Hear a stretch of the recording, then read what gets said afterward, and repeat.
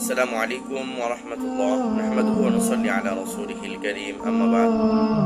সম্মানিত শ্রোতাবৃন্দ, আজ আমরা জানব সদকাতুল ফিতর কেন ওয়াজিব করা হয়েছে। কোরআন ও হাদিসের আলোকে জানা যায় সদকাতুল ফিতর দুটি কারণে ওয়াজিব করা হয়েছে। এক, রোজাকে পবিত্র করার জন্য, সহি করার জন্য।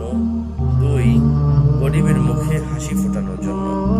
রোজা কিভাবে পবিত্র, অর্থাৎ এর ব্যাখ্যা হচ্ছে মুসলমান রোজা রাখতে গিয়ে অনেক সময় রোজা রেখেও মানুষ পাপাচার করে, গুনাহ করে, মিথ্যা কথা বলে এবং বিভিন্ন ধরনের অহেতুক অনর্থক কাজ করে থাকে, যে সমস্ত কারণে রোজাগুলো ত্রুটিযুক্ত হয়।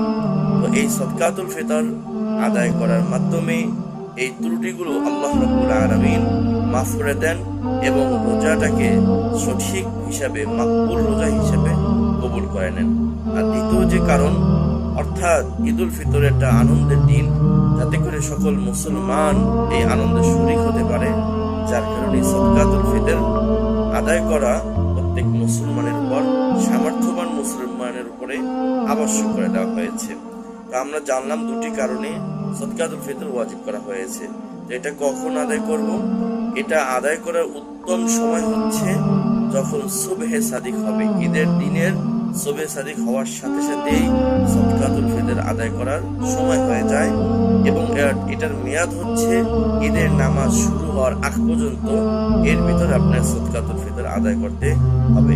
হ্যাঁ, তবে যদি কোনো ভাই এর আগে আদায় করে, অনেক আগে, অর্থাৎ ঈদেরও 2-3 দিন আগে আদায় করে নেয়, তাহলেও তার সদকাতুল ফিতর আদায় করা হয়ে যাবে। আর যদি কোনো ভাই কোনো কারণে সদকাতুল ফিতর ঈদের নামাজের আগে না পারে, তার জন্য ঈদের নামাজের পরেও হলেও আদায় করতে হবে, কারণ এই ওয়াজিবটা তার কাছ থেকে দূর হয়ে যায় না। তবে সওয়াবের বেলায় কমতি হওয়ার কথা হাদিসে এসেছে, যে তার এই সদকাটা ঈদের পরে যদি সে ফিতরা আদায় করে, তার এটা সদকাতুল ফিতর আর থাকবে না, সেটা একটা সাধারণ দান সদকার মতো হয়ে যাবে।